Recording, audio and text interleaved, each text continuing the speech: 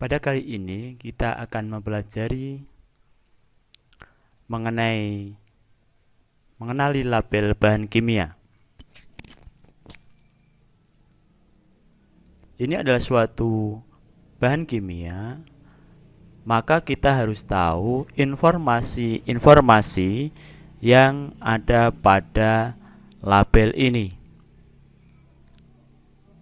Kalau kita buka label bahan kimia, ada beberapa informasi. Yang pertama di sini ada merek. Merek ini adalah perusahaan yang membuat bahan kimia ini. Kemudian ada tulisan asetonitril, itu adalah nama bahan kimia. Kemudian di sini ada rumus bahan kimia. Kemudian di bawahnya ada 1 liter sama dengan titik-titik kilogram. Itu adalah massa jenis bahan kimia tersebut. Kemudian ada M sama dengan titik-titik gram per mol. Itu adalah MR bahan kimia tersebut. Kemudian ada K1234561, ini adalah lot number. Lot number adalah jumlah quantity dari bahan kimia yang diproduksi suatu perusahaan pada periode tertentu. Kemudian ada expired date atau tanggal kadaluarsa. Kemudian order number. Order number adalah nomor order perusahaan tersebut. Kemudian ada kuantitas, adalah jumlah dalam satu kemasan. Di sini ada 1 liter. Kemudian ada UN 1648 adalah data transport, berarti data keluarnya produk. Kemudian ada RS process. Ini adalah petunjuk untuk resiko khusus, yang mana kode-kode ini memiliki daftar sendiri-sendiri. Ini ada contohnya: R1 eksplosif jika kering, R2 resiko ledakan oleh goncangan, dan seterusnya. Ini adalah resiko-resiko khusus yang harus diketahui. Kemudian di dalam bahan kimia, di labelnya ada kode-kode karakteristik bahaya. Karakteristik bahaya ini contohnya adalah mudah terbakar atau di sini berbahaya. Ini sesuai dengan karakteristik dari bahan kimia tersebut. Banyak sekali kode bahaya. Ini mudah meledak, mudah menyala, oksidator, tabung gas bertekanan, korosif, beracun, pemicu iritasi, karsinogen, pencemar lingkungan, pemicu iritasi, dan sebagainya. Ini biasanya sesuai dengan karakteristik dari bahan kimia tersebut. Kemudian kita akan mengetahui bahan-bahan kimia tersebut kira-kira berbahaya atau tidak. Apa yang harus dilakukan? Ini harus sesuai dengan MSDS. Atau apa yang dimaksud dengan MSDS? MSDS adalah Material Safety Data Sheet atau lembar data keselamatan bahan. Di sini ada lembar petunjuk yang berisi informasi bahan kimia, meliputi sifat kimia, sifat fisika, jenis bahaya, cara penanganan, tindakan khusus, pembuangan, dan informasi yang lain. Apa tujuan dari MSDS? MSDS mengandung yang pertama adalah identifikasi terhadap produk dan pembuat. Yang kedua, bahaya. Yang ketiga, bagaimana pencegahan. Yang keempat adalah respon apabila pada situasi tertentu contohnya adalah kecelakaan, kebakaran, dan sebagainya.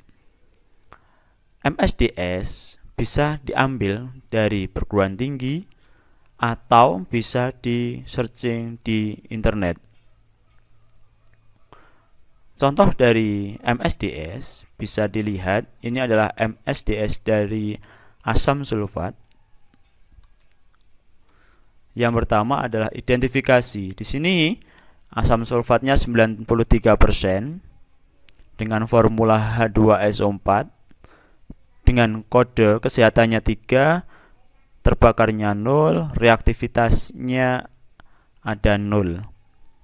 Ini merupakan kode-kode keselamatan dari bahan kimia tersebut.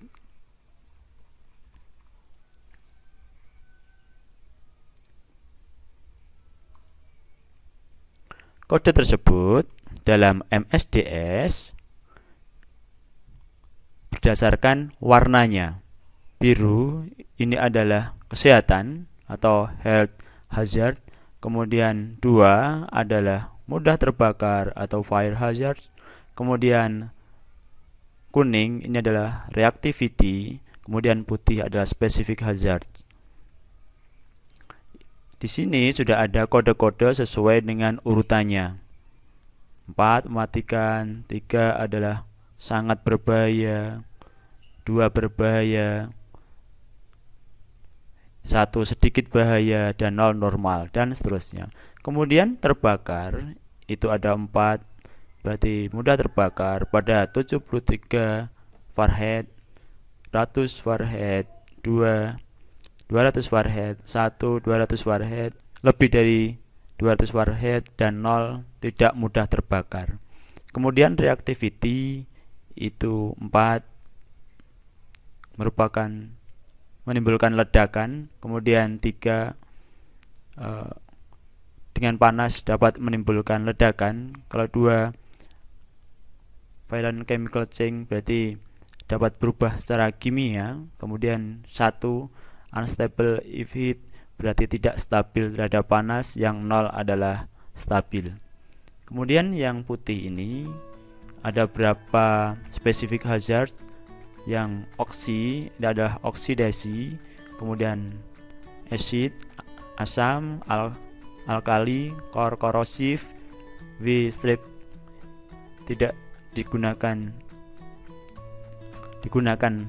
tidak dengan air. Kemudian ini adalah bahaya radiasi.